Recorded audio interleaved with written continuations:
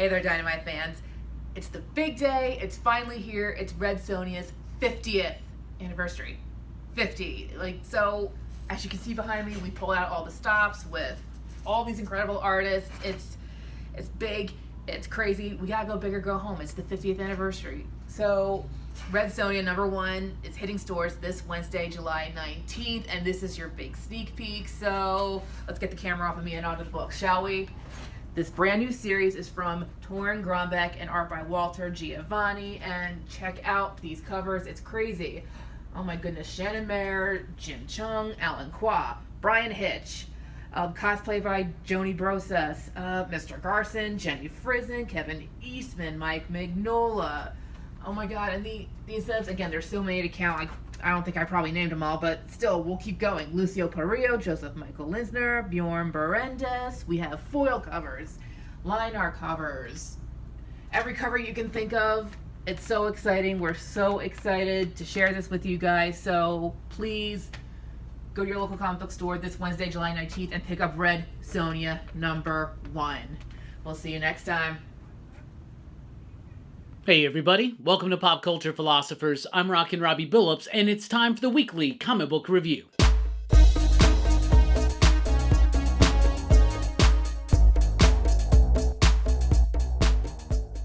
That's right, everybody. Thanks for checking out the video. I am Rockin' Robbie Billups. This is the weekly comic book review. It's the show where I read a lot of comic books and I let you know what I thought about them, and we always start with the pick of the week. And this week's pick of the week, You've Been Cancelled, issue #2 from Mad Cave Studios. Now, this is written by Curt Pyers with artwork by Kevin Nastaniro, Jason Wordy on the coloring, Micah Myers on the lettering. I absolutely loved issue #1. It also made the pick of the week, and this is a pretty stacked week of comics. There's some pretty solid stuff out this week, but You've Been Cancelled soared above and beyond once again for me as the pick of the week. Why? Because it's got a cool concept and it's got amazing artwork. Everything I love about artwork. It's kinetic, it's dynamic, it's energetic, but at the same time, it's a little bit irreverent. It's got grit, it's got texture, it's got cool, zany ideas. The book is told masterfully well visually. It also has a great sense of composition about it. But what the book is about, in the not-so-near future, those that we have deemed worthy of being canceled in society are now the targets of assassins that are part of this, reality TV show, right? And the #1 assassin, who's kind of like a Cable-esque type figure, at the end of the first issue, there's a glitch in the system, and all of a sudden, the best assassin in this game has been canceled, and now everybody's against him. And this one kind of takes that momentum, moves it further, keeps that insanity, keeps that energy, keeps that crude humor going on, and it also continues to develop this world and these characters and deepening the mystery. Really great stuff, solid stuff from Curt Pyers and company. You've Been Canceled, issue #2, the pick of the week. Let's jump over to Marvel because we got a new Blade book. That's right. I've been complaining for years that we don't have an ongoing Blade book. We finally do. Back in the day, I said if I had my choice on who would do a Blade book, I would pick Brian Edward Hill and I would pick Juan Ferreira. But we got one half of that equation here. We almost had the full equation, which means somebody at Marvel, y'all are listening. And I appreciate you, right? We got Brian Hill as the writer. Now, Juan Ferreira actually commented on one of our videos when I was saying this and said, I hate to say it, but I was offered Blade and had to turn it down. Well, we'll see his work this week as well. But let's talk about this book. First of all, Brian Hill does a great job of writing the character of Blade. Eric feels so natural under the penmanship of Brian Hill. I really like it. I like the story. And it's something that most Blade writers try to do, where they try to elevate the threat to beyond vampires and that there's something even more sinister than vampires out there, right? They did this in Blade 2 with the Reapers, and a lot of Blade comics have done this, especially over the last 20 years. Brian Edward Hill does it here, but he does it very well. The voice of Blade rings true. The story is solid. I am completely transfixed and engaged and enthralled. But let's talk about the art. The art is okay. It's Casagrande So the art is okay. My biggest complaint is the coloring. The coloring on this book is hindering the effectiveness of this book. Everything is just red, or everything's just blue, and there's very little separation at times between the background and the foreground, and it comes across as rather muddy. And it also like fuzzes up the line work. So a book that should be energetic, fun, and cool just comes across as just monochromatic, but not in a good way. It does not have a good sense of color about it. I love the story. I like the line work, what I can make out. The coloring on this book is atrocious. Absolutely atrocious. I wish Juan Ferreira would have taken this gig. It would have been a little bit different. Who is the colorist? I don't want to put them on blast. Elena Casagrande is the artist. Jordi Belair is the colorist. Jordi Belair is capable of so much more than this. That's very upsetting, but I do love this Frank Miller cover. Why? Is it the greatest Frank Miller image ever? No. But never in my lifetime did I ever think I would see a Frank Miller blade. So, that's pretty dope. Moon Knight, City of the Dead, issue number 1, the first of a new miniseries, which is introducing fully the Crimson Scarab, right? So we were introduced to that character in Moon Knight 25 as her normal self, which is Layla, right? She was in the Moon Knight TV series or whatever with Oscar Isaac. And this one, she shows up as the Crimson Scarab. This was a pretty solid issue. David Pepose is the writer. I'm a fan of his work. I like the story. This kid basically gets killed. He dies for 5 minutes. He's revived by Hunter's Moon, but his soul is still lost in the Duat in the City of the Dead. So Moon Knight has to go into the Egyptian City of the Dead to try to find this kid's soul. So it's actually pretty cool. It's awesome. The art was just okay. There are moments where it shines, moments where it kind of cowers, and it just doesn't quite fully work for me. But the story was really cool. Black Panther issue number 2. Eve L. Ewing is here, the second issue. Now, I don't think I liked the first issue that much, but I did enjoy the second issue. I really did. Black Panther's been exiled from Wakanda. He's basically got a new secret identity, a civilian identity. He's living in a city outside of Wakanda, or one of the cities in Wakanda, and he's trying to be the Black Panther, but without all the gear. There's some Deathlock action going on. I thought the first issue was a little bit clunky, maybe a little bit too verbose. This one actually kind of ironed that out a little bit. The artwork wasn't super solid all the way through, but at lots of moments does it kind of shine, so it's an alright. I thought issue number 2 was better than issue number 1. It kind of wanted me to stick around a little bit. Guardians of the Galaxy number 4. This was a really great issue of Guardians of the Galaxy. Best one yet. So we got this whole Groot fall thing going on where something has happened to Groot. We don't know necessarily what it is. We don't know what's happened to Rocket either. But the Guardians have been dealing with something called Groot fall, where these giant like Groot heads come and land on a planet, destroy it, terraform it, get rid of all sentient life outside of plant life, right? So you know that there's some kind of tragedy there. Well, in this issue, we focus in on Rocket. Where's he at? What's he been up to? Wow, what a powerful issue. This issue had an emotional impact that I thought was absolutely splendid. And for a book that I was into, then I thought was just kind of getting a bit shaky, issue number 4 really solidified its grip on my heart. I really liked this issue. I thought it was dope. Deadpool, Battered Blood, issue number 2. It's Rob Liefeld doing what Rob Liefeld does best. Deadpool, great exciting layouts, interesting artwork. There's going to be a lack of backgrounds. That's just to be expected. But I actually love the treatment on the backgrounds where there's this cool like watercolor effect or whatever. But you know what? I'm just going to say it. I like Rob Liefeld. I like a certain dynamism that's in his layouts that's still prevalent here. There are these 2 back-to-back double-page spreads that come across A as lazy and also B as badass. Lazy, badass, sounds like Rob Liefeld to me, and I am all here for it. So if you're a Rob Liefeld fan, check it out. If you're not a Rob Liefeld fan, I wouldn't recommend that at all. Let's jump over to DC. We got a new one, Hawkgirl, issue number 1. This one was alright. It was decent enough. It was a little bit extremely wordy at times, and it kind of got stiffened a little bit by that dialogue. The artwork is decent enough, I guess. I mean, there's nothing really super bad about the artwork. It's reintroducing a character that this writer did. What's the character's name? I don't even remember the character's name. I'm going to waste time now looking for it. But there was a character that was introduced, Galaxy, right there. Introduced in like, I don't know, one of those young adult graphic novels or something last year. I didn't read it, but the character was interesting. It was cool. I liked some of the ideas present in this book, so I thought it was decent. A cool exploration of Kendra, her position right now, especially with the Justice League having disbanded, but all in all, it was just kind of okay. We'll come back for issue number 2 and see what happens. Tales of the Titans, Starfire. This is a 4-issue series, each issue featuring a different member of the Teen Titans or the Titans. We got Starfire in the first issue. We got Beast Boy coming up, Donna Troy, and Raven, I believe. This was an alright issue. If you want to know a little bit more about Starfire, I guess this is something you can do.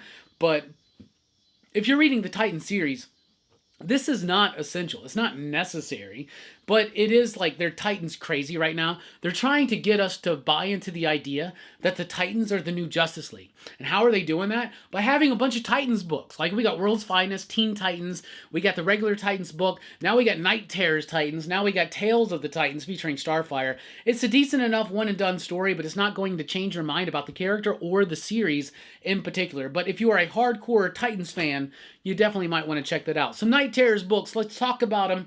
Night Terror's Superman, written by Josh Williamson. Josh Williamson is writing the Night Terror's proper series, so it made me think this one might feel a bit connected. And it does. Superman is going through his nightmare. He's going through his dream. Insomniac is right there. But Superman is a little bit smart. And he's able to tell that he's in a dream. And then he's able to have other people come in from their dreams into his. However, the ending of this book is the most exciting bit for me. I really liked it, and I think it's going to have a major impact on where we're going with Night Terrors. So this one, not 100% connected. You don't have to read this to completely understand what's going on in Night Terrors, but it's one of the more connected Night Terrors books so far. So, as far as auxiliary Night Terrors books to be connected with, to read, you have Batman, Zatanna, and now Superman. And maybe also Night Terror's Wonder Woman. This one's not 100% essential, but it was actually really good. I was very surprised at how much I enjoyed this Wonder Woman Night Terrors book. And it's got artwork by Juan Ferreira, who I love. And I love that he's here on 2 issues of Night Terrors, but I really wish he was on that Blade book instead, because if he was on that Blade book, we might have had a pick of the week, but the artwork is awesome. There's more characters involved, including Detective Chimp and John Constantine, John Constantine, right there. Artwork is great. Story is solid. There's a backup story with Nubia. It was just all right, but everything else to die for me in this one. Night Terrors Nightwing, issue number 1. This one's all right. It's written by Will Conrad and Becky Cloonan, and it's about Nightwing's nightmare is something I don't want to reveal, but it's kind of easy to find out once you're reading the book. The artwork by Danielle Di Nicuolo, who we know mostly from Power Rangers back in the day, is cool. It's got this sense of dynamism to it. The story itself is just okay. It's awesome. It's not 100% tied into things, but if you're reading the Nightwing book, it's your Nightwing book for 2 months, and it does explore some of his fears. The Night Terrors Catwoman, it was alright. It was okay. And look at that cover. It's a Catwoman with a snake. Yeah, that's not what we doing there. Well, the snake is representative of something in her dream. And it's interesting and it's okay, but it was kind of all over the place. And this is one of those books where the art doesn't get the memo that this is a nightmare. So we got to lean into the horrific aspect of things. And maybe at times they try to do that, but artistically, it just kind of fails for me. Then we got Night Terror's Punchline.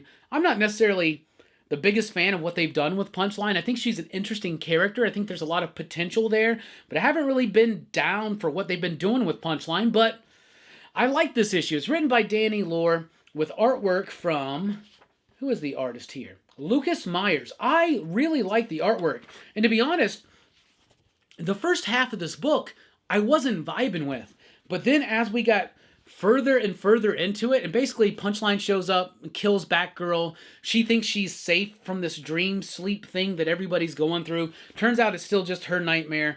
But as the book progresses, the artwork gets better. It gets a little bit more dreamlike, a little bit more nightmare-esque. And by the end of it, I was pretty excited. And this is the first time I've been excited for a solo Punchline book in a while, so there you go. Batman, Superman, World's Finest, issues number 17. This wraps up this current Amazo story that they're doing. And it wraps up not quite in a rushed fashion, but it does kind of get to the ending rather quickly.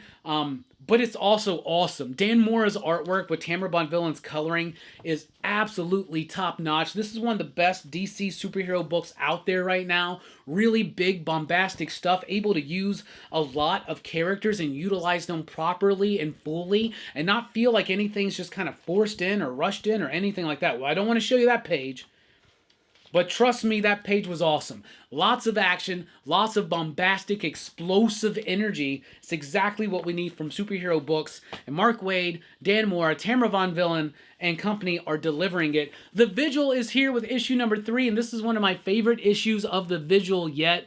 This is a spiritual successor to books like Planetary, where it's focused on a small team of superpowered individuals uncovering mysteries that have been deliberately buried that maybe shouldn't be buried or maybe should be, but maybe the property or the technology or the superhero mysticism needs to be in the right hands. This one goes a little bit more into developing the team dynamics, focusing in on the solid mystery, and just giving us a really great, solid, one-and-done story. Ram V is doing a hell of a job here. Now, we have 2 inkers on this book, and when I first saw that, I was a little bit nervous, like, oh, is this like a deadline crunch or something like that? But I'm going to tell you what. Lalit Kumar Shawarma is the artist, but Sid Kotayan is the inker on certain pages. Those certain pages are structured in certain ways to really give those bits a little bit more grit and texture, which I love. In fact, can we just have this inker on the whole book, plus very imaginative type story concepts going on? Ron V's killing it with the pages of The Vigils right now. Ron V's killing it in the pages of The Vigil right now. Harley Quinn, Black, White, and Redder, issue number 1. This is an anthology series, one of those black, white, and red things that everybody's doing. Dynamite does them, Marvel does them, DC does them, HaRLEY does them. Here it is. It's all right. First of all, the artwork in all 3 of these stories is pretty spot on. The first story is done by Chip Zdarsky and Kevin Maguire. That is my favorite one in the entire book. The second story is written by somebody. It's written by Leah Williams with Natasha Bustos on the art. I love the art. The story was just kind of okay, very Black Widow-esque. And then the third story is Paul Scheer and Nick Giovannetti and Tom Riley on the artwork. Love the artwork. Just didn't really get into the story on that one. So if you're a hardcore HaRLEY fan, you might want to check that out. Then we got Batman White Knight presents Generation Joker, issue number 3. I love the Sean Murphy Batman White Knight verse. Whatever you want to call it. The Murphy verse, the White Knight verse, whatever it is. It's the first time that I've fully been 100%, 120%, 169% a fan of Harley Quinn. This is a HaRLEY-centric book. It's focused on the kids that she had with the Joker, their journey. There's very little Batman in this book, and I don't care. I really like it. Mirka Andolfo's artwork is really solid, but more importantly, this world that Sean Murphy has crafted. And then he brings in people like Katana Collins and Clay McCormack to do the script, and Dolfo to do the artwork, and it just works, and it's a nice little side story for the Murphyverse, the White Knight verse. Man, that's some heavy rain. Whatever it is, that's what I like. Let's move over to Image. And from Image, we have Big Game, issue number 1 from Mark Miller and Pepe Larraz. By the way, that wasn't even rain. It's the wind. There's like a thunderstorm coming through. Hopefully the power doesn't go out. Fuck, I should knock on some wood. Alright, Big Game, issue number 1. This is a big deal, this Big Game book is. What it is it's a big crossover between all the Mark Miller books. Kick-Ass, Wanted, Starlight, Prodigy, Ambassadors. Everything that he does is all connected to this one world, and now he's bringing it all together. The artwork, Nemesis is a big deal to this too. The artwork is amazing. Pepe Larraz, dynamic, really cool, great coloring. It really pops, it really works, and the way that he's tying it all together, it doesn't feel forced. It feels very natural. So I really enjoyed this, but reading Ambassadors leading up to this, and then reading Nemesis, especially that last issue, really helps set this up like crazy. So if you liked that, definitely want to check this out. Big game. All you Mark Millar fans, you definitely need to be reading that one. We also have Scrapper, issue number 1. It's a new one from Image. It's written by Cliff Bazinski and Alex DeCampi, with artwork by Sandy Gerald. Well, first of all, I love the artwork. This is in a futuristic world that's run by this like evil corporation or something. There's lots of injustices going on, and it's the story of this one dog named Scrapper who is running around at night. He's got a home that he lives at, right? Like a restaurant, but he runs around at night and he's kind of like a vigilante. So it's an interesting approach. I really like the artwork. The story didn't 100% grab me, but it was cute enough. It was interesting enough that it kind of made me want to come back for issue number 2, so we'll see what happens when that drops. Void Rivals issue number 2 from Robert Kirkman. Of course, Void Rivals number 1 had the launch of the new Energon universe, which is the new shared universe with G.I. Joe, Transformers, and Void Rivals. So Robert Kirkman's got those. We got Daniel Warren Johnson doing Transformers, we got Josh Williamson doing some G.I. Joe books, and now we got Void Rivals, which is Kirkman doing his own thing. These two soldiers from opposing planets who are stuck on this one planet together. Now, at the end of the last issue, Jetfire woke up, saw him, yo, I'm deucing out, and just left. This one, they decide we got to work together to try to get off this planet. Meanwhile, we're also building this world. We're building these characters, and we're revealing some things that are really going to help set up where this series is going to go. And if you thought that we were going to get another issue without a Transformers reference, you are wrong. You have to wait till the end. But when it happens, it's pretty awesome. And I'm excited to see where this goes. Battle Chasers issue number 11 is here.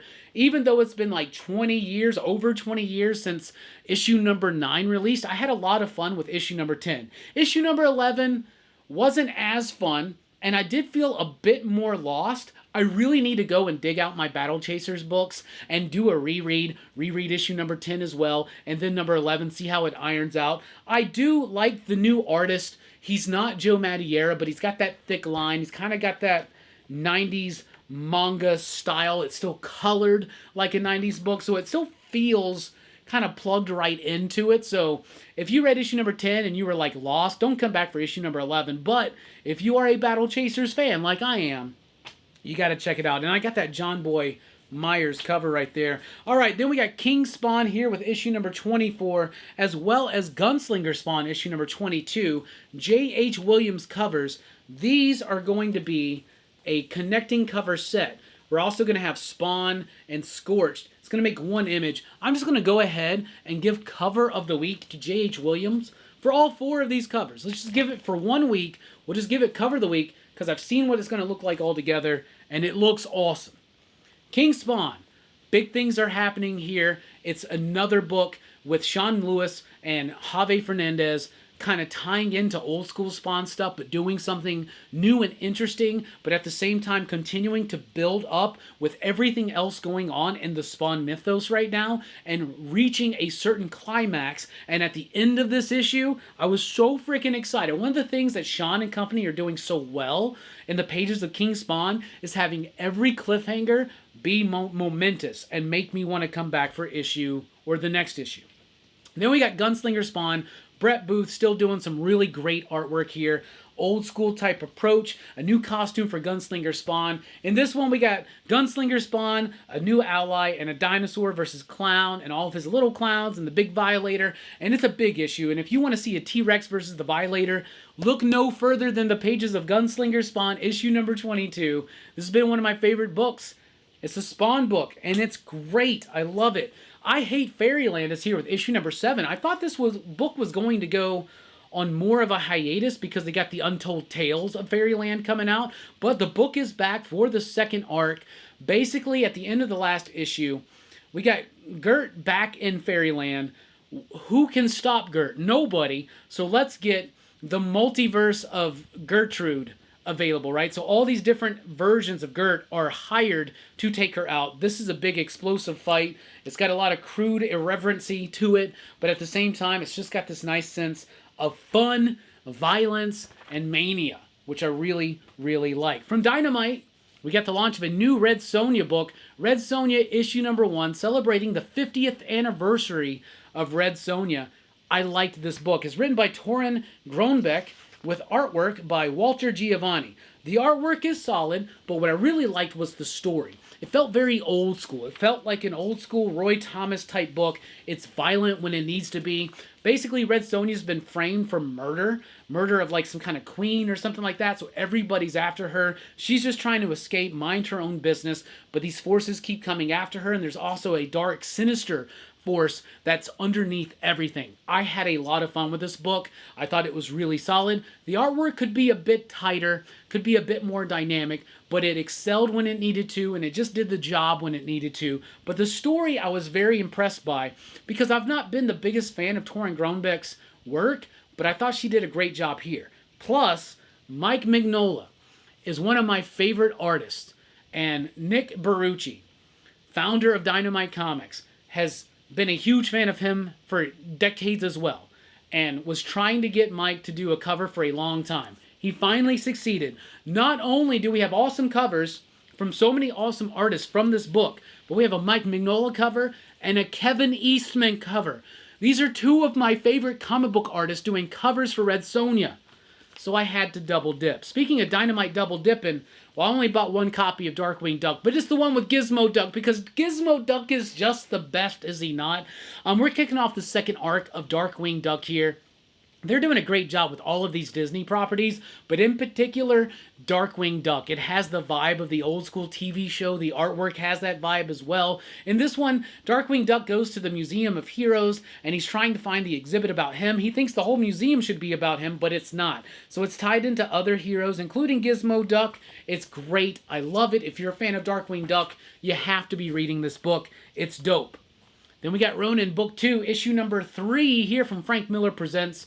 This book is laid out by Frank Miller, written by Frank Miller, but the finishes, or I should say the art is by Philip Tan with Daniel Henriques. I love the artwork in this book. I love this story. Ronin is one of my favorite Frank Miller books. If you've never read it, you really need to check it out. I love the black and white artwork. I love the smell and the paper quality of this book, and it gets the smell of the week. And I'm going to tell you something. One of my favorite things about this book is we see things like this all the time, where it's like layouts by. Kevin Eastman's one of my favorite layout artists. Rob Liefeld's a great layout artist. Frank Miller is the king of layout artists. In the back, so you see this.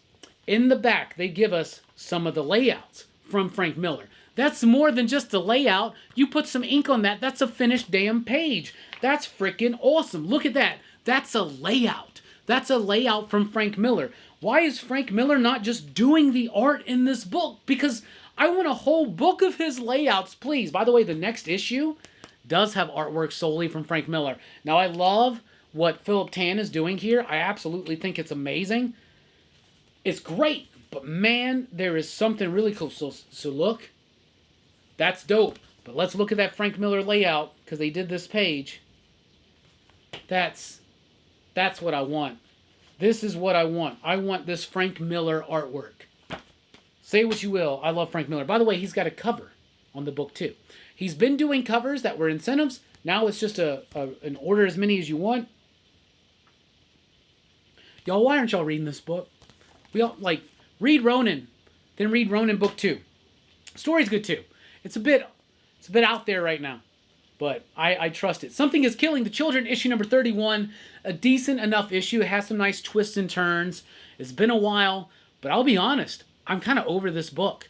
I'm kind of over it. Somebody asked me today, I think it was Mike, he was like, why are you still reading it then? I'm like, I'm reading it because I want to know where the story's going. I just fear that we're running the same, we're going to be retreading the same ground over and over. Now, there are some interesting things that happen and develop in the pages of issue number 31. It's cool, but at the same time, my excitement level for this book has seriously dwindled. What about y'all? Y'all still digging this as much as we were like 2-3 years ago? Let me know. Also from Boom, we have A Vicious Circle, issue number 2 from Lee Bermejo. Man, it's been a long time since issue number 1 came out. Issue number 1 was very impressive. It's a time travel story. It's about this dude. Every time he kills somebody, he gets flashback through time. There's another guy going through time trying to find him. And in the end of the last issue, they wind up in the dinosaur ages, and that's where this one starts off, but then it has some background information. What I really love about this book is Lee Bermejo's concept, but as also his art. Each time period has its own art style, and it continuously goes through, and it gets, there's like knights, like medieval times, it's a little bit more like just kind of washed out, and then you have this artwork style, like the art styles switching and changing for the different time eras work, and they work so freaking well. The art is masterful, the story's got a really cool concept, and it's a nice, easy, breezy read. So even though it's been months since issue number 1, I fell right into issue number 2 and thoroughly enjoyed it. Zeno is here with issue number 2 with a cool Nick Cagnetti cover, and inside we got a few different stories. The first story I thought was pretty solid. It was decent. These are all like dark sci-fi stories. The second story is done by David Lapham, so that's really cool. Or is it Lapham? I always called him David Lapham, but I think it's Lapham. Then we got the third story. The third story was my favorite. Then we got a couple little stories at the end, and they're pretty solid, and they're all right. So if you're looking for, like, short story sci-fi anthology that goes dark and sometimes a little high concept, this book is for you. It didn't win me over as much as issue number 1, but I did find some stuff to sink my teeth into. Teenage Mutant Ninja Turtles vs. Street Fighter, issue number 2. This book's dumb as shit, y'all. This book's dumb, but honestly, I wasn't expecting this book to be anything other than dumb as shit. So it's Street Fighter characters versus Ninja Turtles characters. It's Bison teaming up with Stockman. There's a Psycho Bomb. It's confusing. It's ridiculous. But it's just an excuse for the Turtles to fight the Street Fighter characters. I feel like there's a lot of potential here that is wasted, actually. I don't feel that the story has quite the scale that maybe it should. But that being said, what are we expecting? I'm not expecting TMNT versus Street Fighter to change my life. So there you go. TMNT, The Last Ronin, The Lost Day special. So this is a new special, totally money grabbing off the success of the Last Ronin book. We got the new Last Ronin Lost Years, but this is The Lost Day. This is April's story. This is the untold tale about what April kind of went through in one in particular like event. But it was actually a pretty decent story. But my favorite thing, so we've been having, so last year I got to meet Kevin Eastman. I got to do a panel with Kevin Eastman. And I was, of course, going to talk to him about duotone, right? And I was talking to him about how I love the duotone that him and Peter were using on those early issues of Turtles and this and that. He mentioned, I still have some of the last undeveloped pages of duotone probably out there. I'm saving them for a special project. That special project is here. Now, we've gotten a page here and there in Last Ronin Lost Years, but in this one, we get multiple pages with line work from Freddie Williams III, but then inking and tone work from Kevin Eastman, and that to me is worth the price of admission alone. I love to see this dude work in this medium. I love to see duo shade. I love this kind of style. I love the texture. I love the grit. So I really did like the book. All 8 Eyes is here with issue number 4.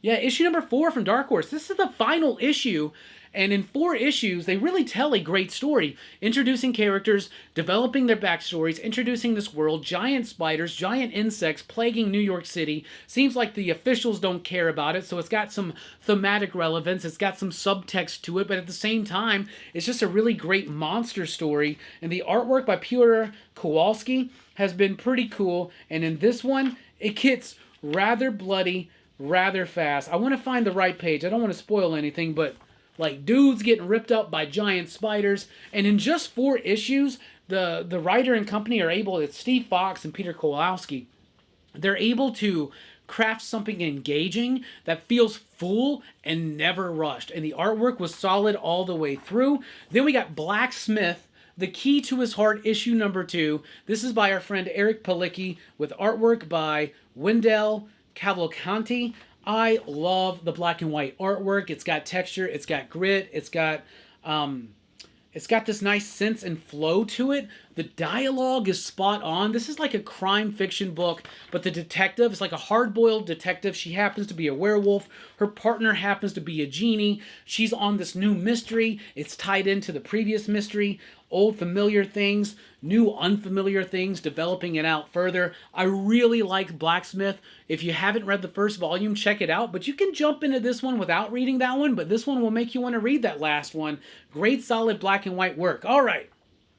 Then we got Street Fighter, the swimsuit special for 2023. What is this? Well, it's just a bunch of pinups, Street Fighter characters in swimsuits. Now, I get these every single year.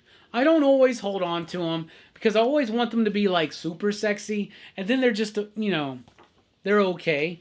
But in this one, it's all right. It's decent, but I do want to show y'all my favorite image. My favorite image in this whole piece is that one right there. Why? There are many reasons why, to be honest with you.